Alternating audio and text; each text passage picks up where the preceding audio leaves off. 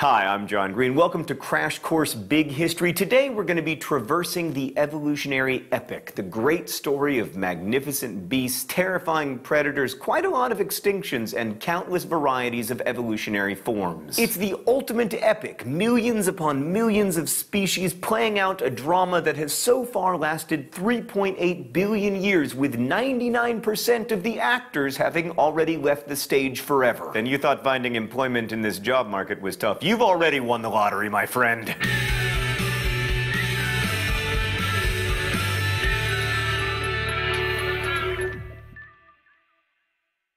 The keystone of our story is evolution by natural selection. So in the 1830s, a young Charles Darwin traveled around the world on the HMS Beagle. Inarguably, by the way, the most important beagle of all time. I apologize, Snoopy, but it's true. Darwin had the rare and amazing opportunity to study a great variety of the world's wildlife, and upon returning to England, he discovered that a variety of finches he had collected on the Galapagos Islands had beaks that were subtly adapted to their different environments and food sources. Darwin later combined this idea with the observation of how populations tend to overbreed and strain their resources. I mean, if there's competition for resources in an environment, then animals with useful traits would survive and pass those traits on to their offspring.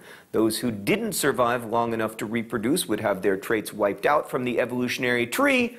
Natural selection. We talked some on Crash Course Big History about good science, and Darwin was a good scientist. He worked on his ideas for 2 decades, systematically finding new evidence to support his case, and then finally in 1859 he published On the Origin of Species, and it sent shockwaves around the world. The book offered an explanation for why so many species that seemed perfectly adapted to their environment could have been formed by a blind but elegant law of nature. Darwin's theory was so elegant yet so effective that his colleague Thomas Huxley exclaimed, "How extremely stupid not to have thought of that." Side note, if you ever read On the Origin of Species, try to get a first edition, because in later editions Darwin made a bunch of revisions in answer to some critics, but he got it actually more right the first time. Speaking of which, one of the phrases only included in the later editions and commonly attributed to Darwin was survival of the fittest, but that phrase was actually coined by Herbert Spencer, father of the more troubling social Darwinism, which tried to apply nature's rather harsh laws to human social orders. I prefer Darwin's original phrase, natural selection. Everything from cuckoo birds that lay their eggs in the nests of other birds, to giraffes whose long necks are good for reaching food in high trees, to humans whose brains make up for their fragile bodies, are selected for naturally. An even better phrase, though, would be non-random selection, or maybe even non-random elimination. While all genetic mutations are generated by a random copying error or random variation completely beyond the animal's control, the selection of those traits is not random. Successful variations that allow you to survive and reproduce are determined by the very specific circumstances of your environment, where elimination, death, might not be far away. So the selection of your traits is done by a very specific and sometimes brutal list of criteria. This is why people who say that they don't understand how all animals could have evolved by chance don't really understand how evolution works. Here's another phrase that doesn't get it right. Evolution is just a theory. In everyday speech, theory means guess. But in science, a theory is something that was tested time and time again, explains many different observations, and is backed up by a mountain of evidence. Evolution is a theory like gravity is a theory, and you don't go jumping out your window because gravity is just a theory. Why are we so certain? Emily knows. Evolution is one of the most tested, most utilized, and widely accepted theories in science. It's backed up by literal tons of fossil evidence, which can show us shared traits with species that no longer exist and help us map out lines of descent for creatures around today. DNA sequencing further tells us about lines of descent, and you can measure the commonality of the DNA possessed by 2 animals to tell how closely related they are and when they may have split off from a common ancestor. Radiometric dating allows us to assign dates to various fossils, further helping us map out lines of descent. Then there's the simple fact that extinct species are always found in the same rock layers you'd expect to find find them, which is why you don't see a bunny skeleton in Cambrian rock layers from 500 million years ago. That's also how we know that Dimetrodon is not a dinosaur. Closely related species are often geographically distributed near one another. That's not to mention that we can see evolution happening before our very eyes, whether it be the discovery of a new species that recently moved into a different environment, the development of newly adapted bacteria into superbugs,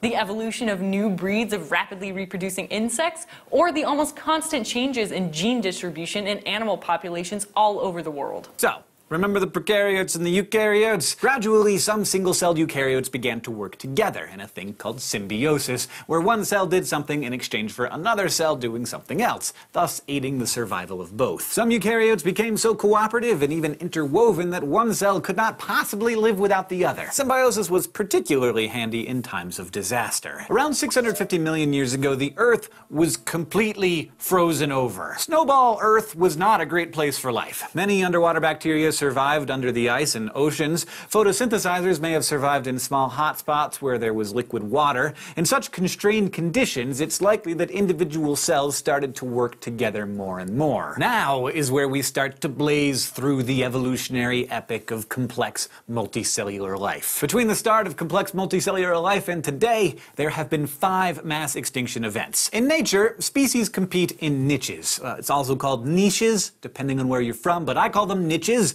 Is an area of the environment that requires a special set of skills and traits to extract food and reproduce. When niches are full, competition is heavy, traits become finely tuned, and evolution generally slows down a little. But when a disastrous extinction event wipes out the majority of the animals living in a niche, the surviving species have room and a lack of competitors to evolve new traits very fast to fill the niche again in what we call an adaptive radiation. The evolutionary epic is dotted with periods of niches filling up, being swept clean by disaster and filling again by new rapidly evolving species. Example: for the longest time, dinosaurs ruled the earth and mammals were a puny, timid race of small shrew-like creatures that stayed out of their way. Sometimes we burrowed in the ground or only came out at night or confined our diet to tiny bugs.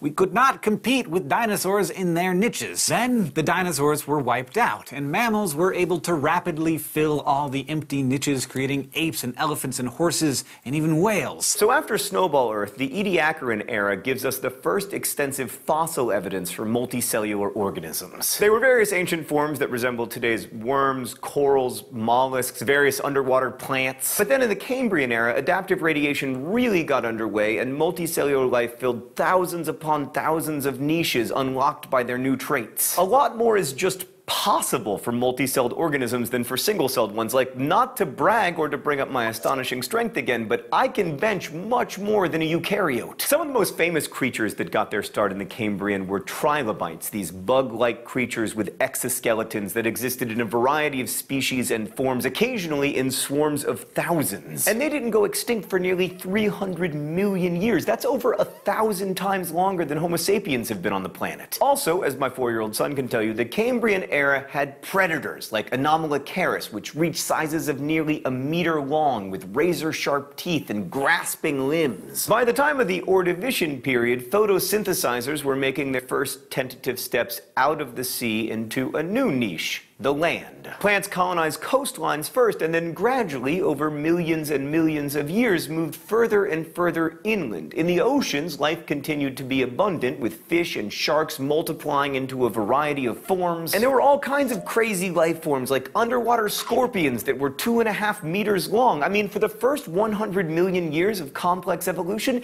a mind-boggling diversity of creatures was emerging. But that also meant all the niches on the planet were getting very full, and many competitors in the same niche made it difficult for a new species to enter it with ease. And then came extinction. I feel like extinction is going to be a thing, Stan. Is there any way we can make a thing for extinction? Yes! Ordovician Earth went through first a major freezing period, killing off many warm water species, and then a radical heating period, killing off many cold water species. Many ecological niches were swept clean, and this removal of competition meant that new species could enter empty niches and evolve rapidly in one of those adaptive radiations. There was also incentive to move out of the seas and onto the land. In the Silurian period, one of those groups that evolved rapidly by filling terrestrial niches was the arthropods, those exoskeleton species and the ancestors of many of today's bugs. Since plants continued to colonize the land and more of the Earth's surface was becoming forested, that increase in the number of photosynthesizers increased the percentage of oxygen in the atmosphere to between 30 and 35%. Today, it's approximately 21%.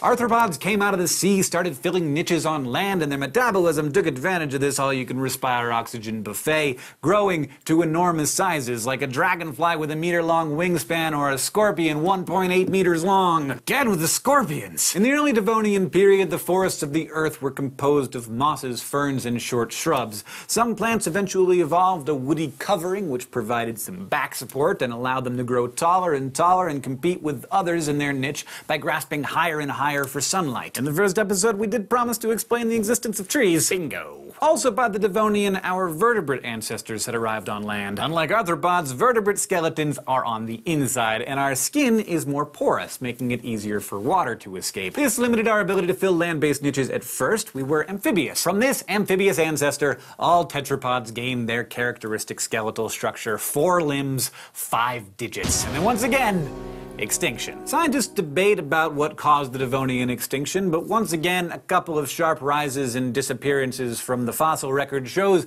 that the niches were being swept clean.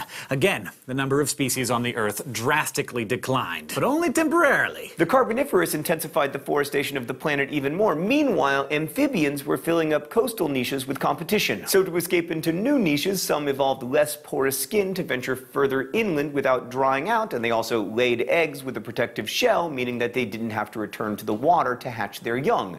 These were reptiles. They were able to fill up the inland world where real estate was cheap, and come to think of it, real estate still is cheap. Next up was the Permian. Many of the forests dried out, creating deserts. Reptiles thrived in this transformed environment with less competition from the forest and river dwellers. Also during this time, the ancestor of mammals evolved. I'm talking, of course, about the synapsids. So considering that they were the ancestors of everything from you to your dog to elephants and whales, it gives you an idea of how radically things can change in just 250 million years of evolution. Because then, once again, at the end of the Permian era, we have extinction. Often referred to as the Great Dying, it was the single largest extinction event of the past 500 million years. Its cause is still debated, but the most dominant theory is an environmental disaster caused by volcanoes in Siberia. All told, over 90% of marine life and 70% of terrestrial life, maybe more, died out. Synapsids were hard hit, leaving space for a huge adaptive radiation of giant reptiles. And now we are finally closing in on my son Henry's favorite period of history, the giant reptile period. In the subsequent Triassic period, the Earth's climate was ludicrously dry with many deserts, and then near the North and South poles it was warm and wet. Again, dry climates were a big win for reptiles, and our mammalian ancestors got a bit of the short end of the stick because there was so much reptilian competition in many niches, so we hit on the fringes. Meanwhile, there were many kinds of giant reptiles in the Triassic, of which the dinosaurs were just one kind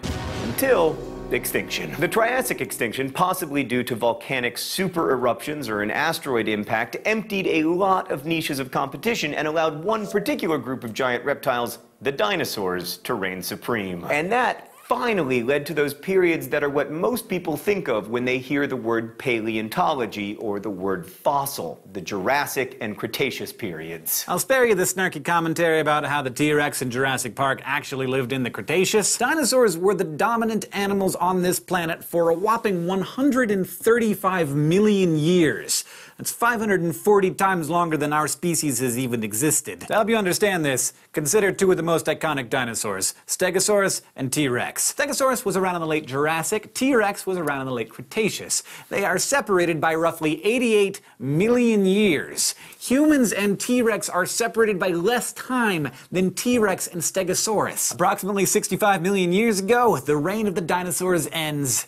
You guessed it. In extinction. A rock roughly 10 kilometers across crashed into the present-day Yucatan Peninsula with 1 million times more force than all the nuclear arsenals of the world combined. Bad for the dinosaurs, but it opened up a lot of niches previously occupied by them. Many small mammals were able to survive by burrowing or simply requiring less food. They were then in a position for another adaptive radiation. Small mammals quickly evolved into an immense variety of larger forms. And so was the story of complex life on on Earth during the evolutionary epoch. Next week, we will explore the nascent beginnings of a new phase of complexity, the accumulation of more knowledge generation after generation, and the intensification of a newfangled evolutionary invention, culture.